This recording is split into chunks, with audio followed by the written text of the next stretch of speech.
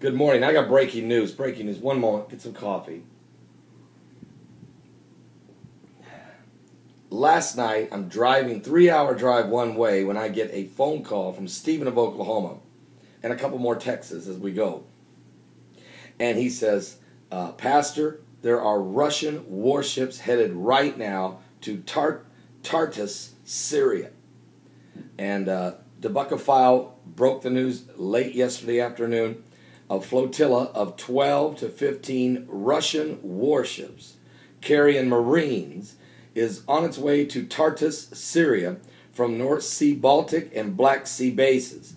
They included an anti-submarine vessel and an aircraft carrier also, with 3 landing crafts carrying 9 Marine units, an escort of 2 logistic ships Wednesday, as Russian Foreign Ministers Sergei Lavrov meets a visiting delegation of the opposition Syrian National Council in Moscow.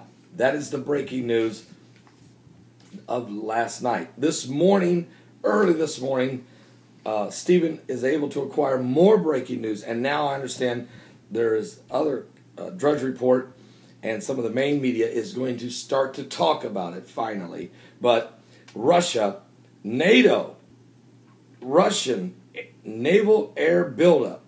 It's not just Russia now. Now NATO has begun. Where? Mediterranean. And French units also coming to the Gulf. NATO, which proclaims non-involvement in the Syrian conflict, and Russia, which vows to block foreign military action against Assad's regime, are both, I repeat, both moving large naval forces into the eastern Mediterranean opposite Syrian shores. Repeat, Russia is sending 12 to 15, maybe at least 11 warships, and as high as 12 to 15. Some of them ships may go somewhere else. At least 11 warships on the way to Tartus, Syria. But so is NATO now. NATO is sending large naval forces into the eastern Mediterranean opposite the Syrian shore. So you're going to have Russia right up on the coast there of Syria at Tartus, sending in about 11 warships. And you got NATO, which is the United States. You've got the French sending some, which is part of NATO. I'm sure the British are sending the Royal Navy also, which is part of NATO. They're sending a large naval forces into eastern Mediterranean up opposite the shore of Syria. So they're squaring off. Get this. At least these 11 warships are coming. They've been detached from the Caspian Sea, the Black Sea, and the North Sea fleet bases, and are on their way to the Syrian coast for a maneuver, they say. NATO has consigned its rapid response maritime Group 2 to the same stretch of sea, where also 5 Israeli warships, I repeat, Israeli warships are deployed. Folks, are you serious? Russia sending 11 warships? Israel sending 5 warships? And we're not done. And then it goes on to say,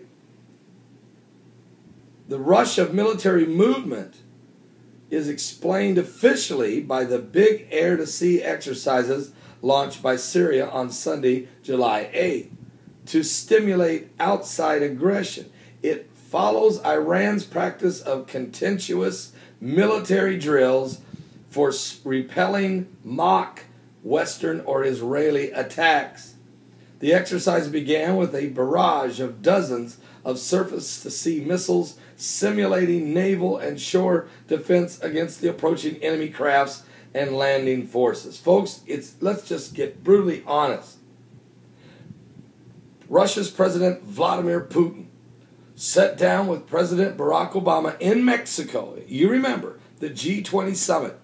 It's the first time these two men met after Putin canceled out on the G8 summit that was held in Camp David in America.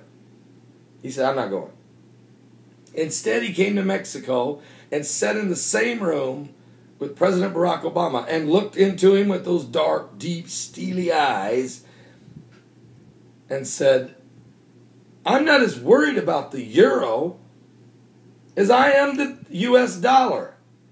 We're having power surges right now. And I don't know, sun flares are causing that. I don't know.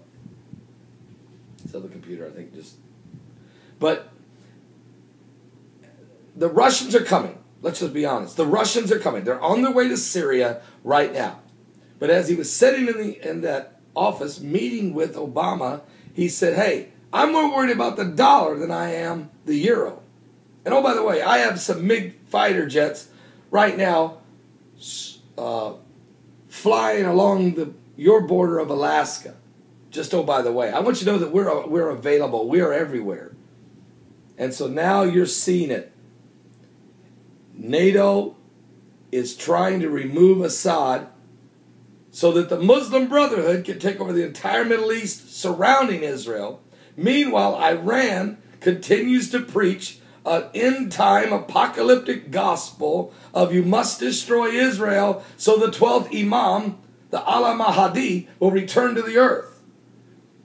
And with that ideology, you have a constant threat of wiping Jerusalem or Israel off the face of the map by the Ayatollah Ali Khamenei, the supreme Islamic spiritual leader of Iran, and its president, Masoud Ahmadinejad. Now Russia is sending 11 warships with Marines and submarines. Meanwhile, United States, the French, the British, and 5 Israeli warships are going to also converge in the region. What's going on? And the mass media is very quiet. Now, you do know in the book of Ezekiel, you guys got to understand something. Everybody talks about the Psalms 83 war, and I do myself, because it tells you that these nations will surround Israel. Let me read it. Keep not thou silence, O God. Hold not thy peace, and be not still, O God. For lo, thy enemies have made a turmoil. They have hate thee, have lifted up their head. Russia! Is it true? We know that radical Islam has. We know for sure that radical Islam has lifted its head up against Israel. They've taken crafty counsel against thy people. They've consulted against thy hidden ones. They've said, come, let us cut them off from being a nation, that the name of Israel may be no more in remembrance. And for they've consulted together with one consent against thee. Now Russia's coming in. Now you've got the potential for a major escalation. Now hold on a minute. Go with me to Isaiah 17:1. You don't think Damascus couldn't be destroyed? Read this scripture.